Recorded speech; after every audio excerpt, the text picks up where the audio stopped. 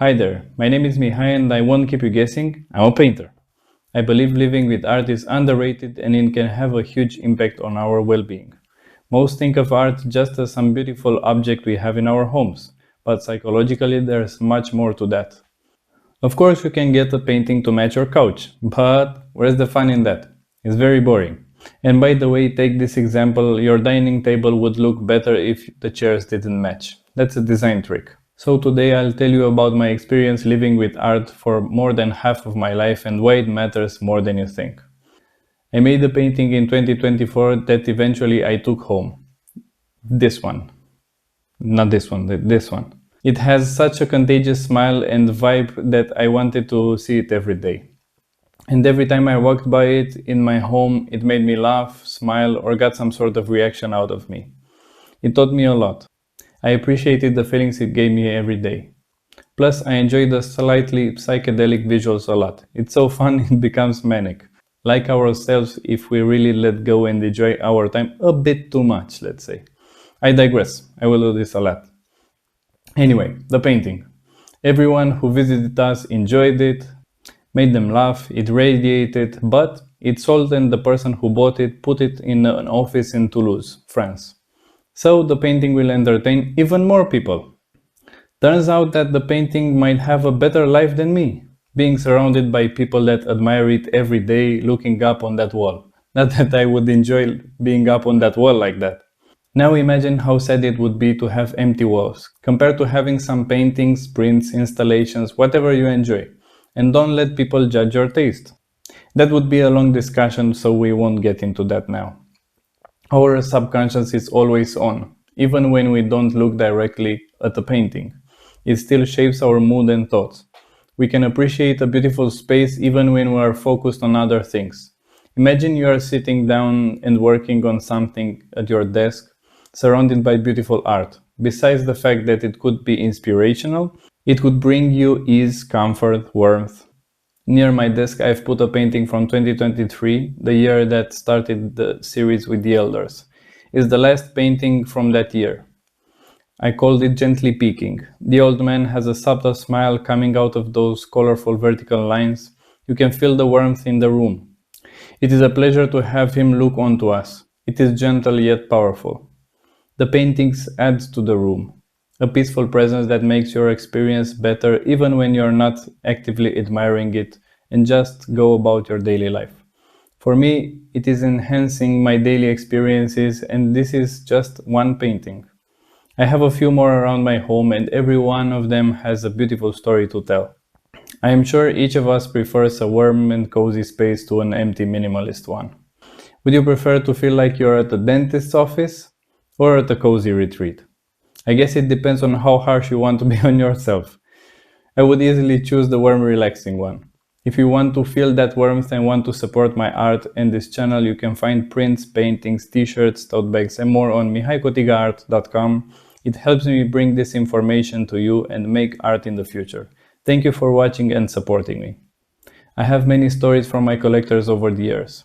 As an example, I have a painting in Denmark that lives above the dining table and it's a beautiful experience for them and their family to gather around and eat. The painting is an invitation. They talk about it, people that come around ask about it. So the paintings in our homes can be many things and can take many forms. They are a vehicle, maybe a conversation starter, an invitation to smile or an invitation to contemplate. Our imagination may be the only limitation to their influence. The same collector has a painting that invites him to meditation. An old man smiling, wearing a backpack and hiking in the mountains. The colors are vivid, the smile is inviting, and it makes us think about this journey of life.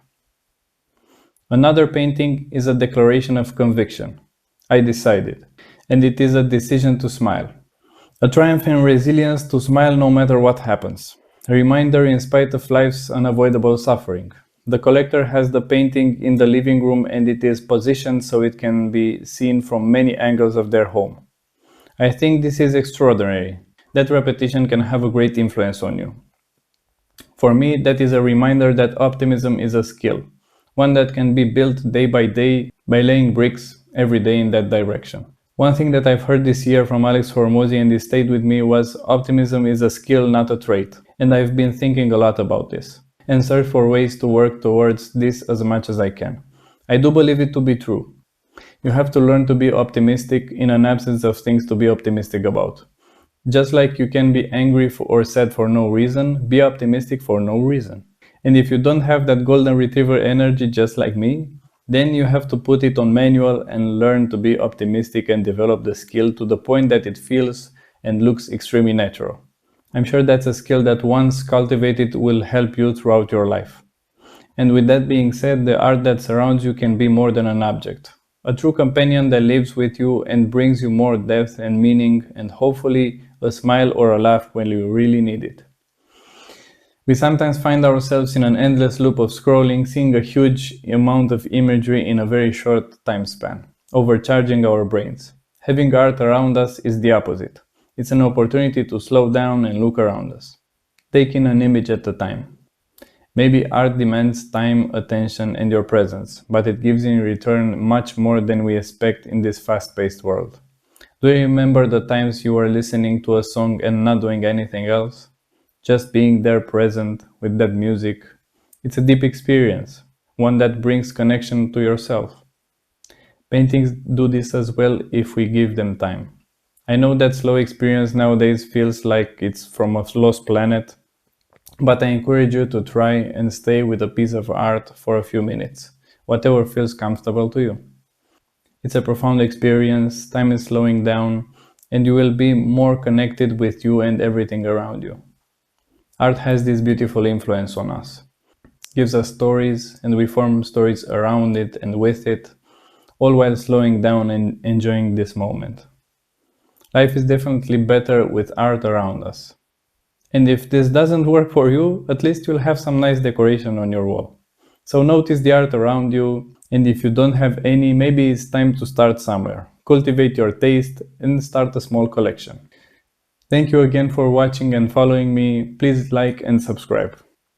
Now I'll take some time and talk to my paintings. They are great listeners, at least better than most people. See you next time.